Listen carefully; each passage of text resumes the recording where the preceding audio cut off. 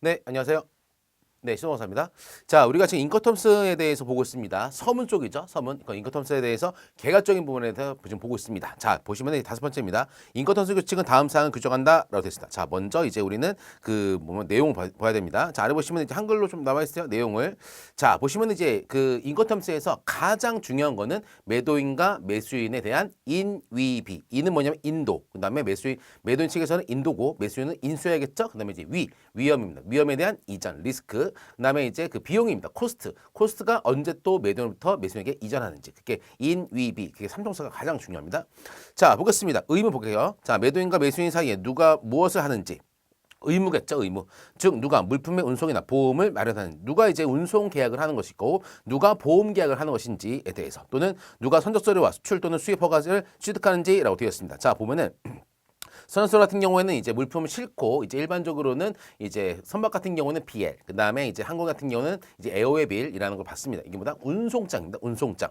수출 또는 수입에 대한 허가를 취득하는지 뭐냐면은 수출하는 경우에도 이제 마찬가지로 전략물자가 있어요. 전략물자 같은 경우는 약간 전쟁에 이용될 것 같은 것들. 그다음에 이제 수입 같은 경우에도 마찬가지로 다양한 뭐 식품 검역 그런 것들이 있습니다. 수출할 때는 뭐 전략물자 등에 대해서 허가를 받는지. 그다음에 이제 수입 같은 경우에는 누가 수입에 대해서 검역을 받아야 되는지에 대해서 이제 의무가 있다라는 것이죠. 자, 보시면 이제 다 보겠습니다. 자, 위험은 이제 매도인은 어디서 그리고 언제 물품을 인도하는지 어디서 그다음에 언제라는 것이죠. 뭐다? FOU 같은 경우에는 프리온보드 선적할 때, 갑판위에 놓았을 때, 그다음에 이제 그 언제 같은 경우는 그 놓았을 때 그때 얘기하는 것이죠. 그렇죠? 그다음에 이제 다시 말해 위험은 어디서 매도인으로부터 매수인에게 이전하는지라고 되어 있습니다. 그렇죠? 위험에 대한 이전. 요 포인트. 자, 비용입니다. 자, 비용 같은 경우에는 이제 어느 물류 같은 경우는 비용들이 있어요. 물품을 내륙 트러킹 해가지고 수출 통관도 하고 다 비용입니다. 저도 관사한테 수출 통관도 의뢰를 하고 그다음에 물품 올리고 그다음에 운송도 하고 다 물류 비용입니다.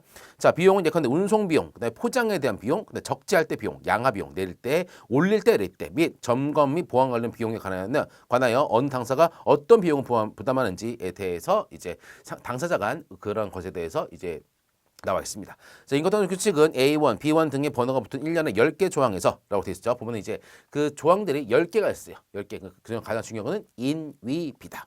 자, 위와 같은 사항들을 다루고 있습니다. 여기서 A 조항은 매도인에 대한 의무를 그리고 B 조항은 매수인을 지칭한다라고 되어 있습니다. 아래 53번 단락에서 이제 보면 자세가 나와 있다라는 것이죠. 뭐냐면은 이건 좀 대칭구조, 거울처럼 매도인의 의무, 매수인의 의무 해가지고 쭉 하고 나옵니다. A1, A2 그렇게 쭉 하고 10가지가.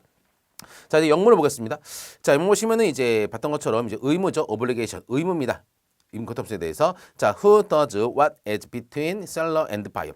셀러랑 바이어 사이에서. 또 who organize. 오가니스, 캐리지 or 인슈런스, 보면 운송, 그 다음에 보험보다 물품에 대해서 who obtain shipping document 보면 이제 선적서류를 누가 얻는지. 그리고 이제 익스포트 or 임포트 라이센스 그런 것들에 대해서 누가 하는지에 대해서 의무를 규정했다라는 것이죠. 자, 리스크입니다. where and when 언제 어디서 셀러 딜리버스 뭐다 이거는 인도죠. 인도.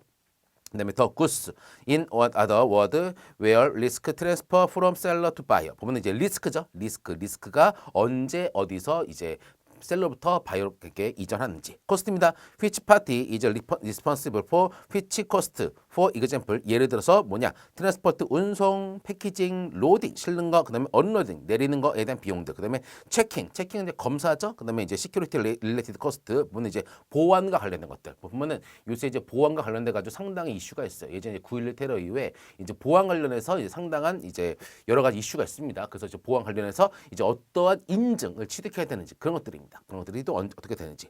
자, 인커텀스 룰스 이제 인커텀스는 이제 규정하고 있다. covers this area in a set of the 10 article. 10 article에서 10가지 조항에서 이런 것들을 규정하고 있습니다. 자, numbered A1, B1 이렇게 돼 있죠. the A article representing the seller's obligation보다 A는 셀러에 대한 의무를 그다음에 B 같은 경우에는 뭐한다? 바이어의 의무를 뭐한다? 규정하고 있습니다. 그렇죠?